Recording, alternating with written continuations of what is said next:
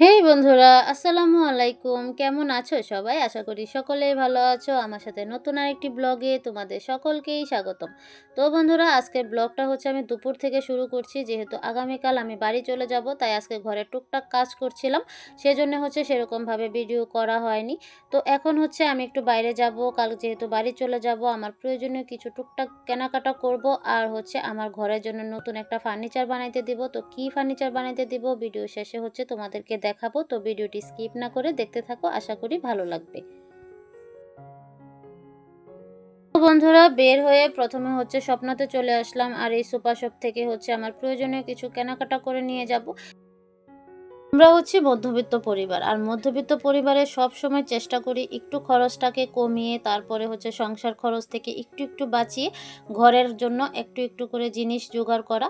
আমার ঘরের কিন্তু প্রত্যেকটা জিনিস আমি একসাথে কোনো ফার্নিচারই বানাই নাই, একটু একটু করে টাকা জমিয়ে তারপরে হচ্ছে এক একটা ফার্নিচার হচ্ছে আমার অর্ডার দিয়ে বানানো, আর সবগুলাই কিন্তু সেগুন কাঠের। আজকে হচ্ছে তোমাদেরকে এই কথাগুলো বললাম কারণ মধ্যবিত্ত সংসারে যদি তুমি একটু মানে খরচটাকে কমিয়ে বা একটু হিসাব মতো চলাচল করো, তাহলে কিন্তু দেখবা যে মানে সব সংসার খরচ বাঁচিয়েও তোমরা হচ্ছে অনেক টাকা জমাইতে পারো।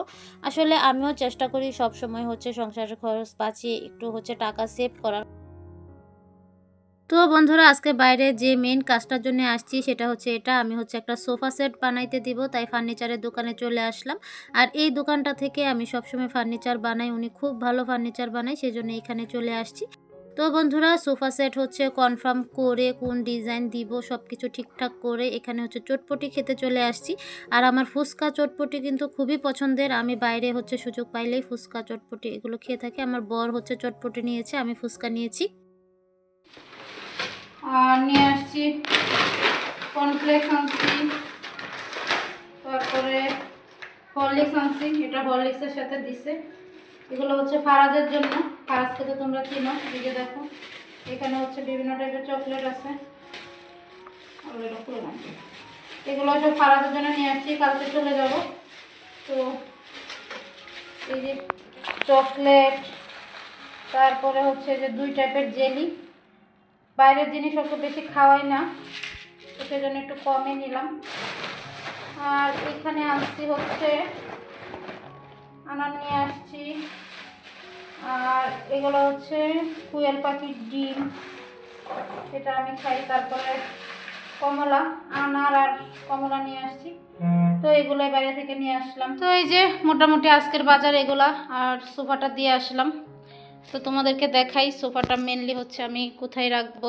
অন্ধকার হয়ে আছে রুম, এই যে উপরে কাপড় ঝুলাই রাখছি, বাইরে বৃষ্টি পড়লে এখানে কাপড় দিয়ে এই যে এই জায়গাটায় হচ্ছে সোফা রাখবো আপাতত। এই যে এখানে আমার টেবিল আছে, তারপরে যে এই জিনিসগুলো যেগুলো হচ্ছে আমার রাখার জায়গা নেই, এগুলোর একটা ব্যবস্থা করতে হবে। তো এই জায়গাটায় হচ্ছে সোফা রাখবো, আর এই সাইডে হচ্ছে আমার ক্যাবিনেট। এই যে ক্যাবিনেটের ভিতরে হচ্ছে এখনও জিনিসপত্র তেমন একটা ঢোকাই নেই, এই যে এই পাশ পুরাটাই খালি। আস্তে আস্তে করব, সব তো একবারে সম্ভব না। তো এই যে হচ্ছে রুম, আর এই যে এই পাশটা হচ্ছে বারান্দা। বারান্দাটা খুলে দিই, এই যে বারান্দা। বাইরে থেকে আসার সময় কিন্তু কিছু কাঁচামরিচও নিয়ে আসছিলাম, আর কাঁচামরিচ আমি 1 সপ্তাহের জন্য কিভাবে স্টোর করি আজকে তোমাদের সাথে হচ্ছে দেখো শেয়ার করতেছি। কাঁচামরিচ কিন্তু এভাবে সংরক্ষণ করলে 10 থেকে 12 দিন পর্যন্ত হচ্ছে ভালো থাকে। এই যে দেখো প্রথমে হচ্ছে আমি যে লাল মরিচগুলো আছে এগুলো হচ্ছে বেছে আলাদা করে ফেলতেছি, কারণ এগুলো হচ্ছে তাড়াতাড়ি নষ্ট হয়ে যাওয়ার চান্স থাকে। আর কাঁচামরিচগুলো হচ্ছে রাখার আগে সুন্দর করে হচ্ছে বটা থেকে ছাড়িয়ে নিতে হবে, ছাড়িয়ে নিয়ে তারপর কিছুক্ষণ হচ্ছে ফ্যানের নিচে বা হচ্ছে কিছুক্ষণ মানে শুকানোর জন্য রেখে দিতে হবে, যেহেতু বাজারের মরিচগুলো একটু ভেজা থাকে, তারা পানি ছেটা দিয়ে থাকে।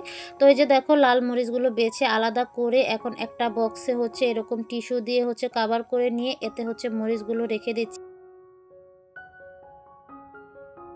এভাবে টিস্যুর মধ্যে হচ্ছে আমি সবগুলো মরিচ ভরে নর্মাল ফ্রিজে হচ্ছে রেখে দিব। এভাবে যদি রাখা যায় তাহলে 10 থেকে 12 দিনের মতো মরিচগুলো ফ্রেশ থাকে, কোনো প্রকার নষ্ট বা পচে যাবে না মরিচগুলো। এই যে দেখো টিস্যু দিয়ে হচ্ছে বক্সটাকে কভার করে এখানে হচ্ছে সবগুলো মরিচ হচ্ছে আমি দিয়ে দিচ্ছি।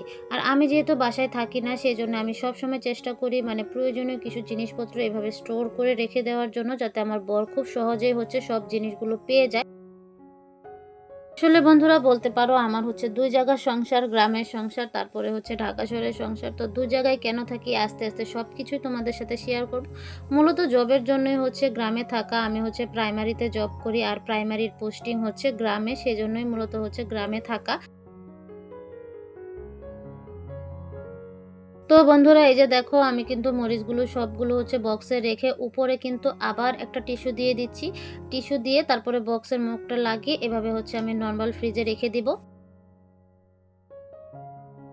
তো বন্ধুরা বাইরে থেকে আসার সময় দেখো আজকেও আমি হচ্ছে চিকেন চাপ আর নান রুটি নিয়ে আসছি। আসলে এত হচ্ছে বাইরে ঘোরাঘুরির পরে রান্না করতে মোটেও ইচ্ছা করতেছিল না, সেজন্য হচ্ছে নিয়ে আসা।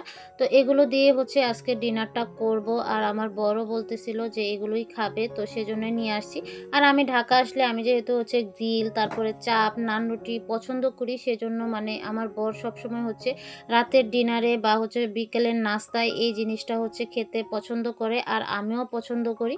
মানে দুজন দুজনের পছন্দকে প্রায়োরিটি দেই আরকি। সত্যি বলতে বন্ধুরা আমার বর যদি হচ্ছে আমাকে সাপোর্ট না করতো তাহলে বলো যে এরকম গ্রামে যেয়ে আমি হচ্ছে জবও করতে পারতাম না। তারপরে এই যে ইউটিউব করি সেটাও কিন্তু করতে পারতাম না। আলহামদুলিল্লাহ আমার বর কিন্তু খুব সাপোর্টিভ। সে খুব সব ব্যাপারে আমাকে খুব সাপোর্ট করে। সেজন্যই হচ্ছে এখন আমি চাকরি করতে পারতেছি। তারপরে এই যে টুকটাক ইউটিউবে কাজও করতে পারতেছি। তো বন্ধুরা আজকের ব্লগটি আমি এখানেই শেষ করে দিচ্ছি। অন্য একটি ব্লগে তোমাদের সাথে আবারও কথা হবে। ততক্ষণ সুস্থ থাকো, ভালো থাকো। আল্লাহ হাফেজ।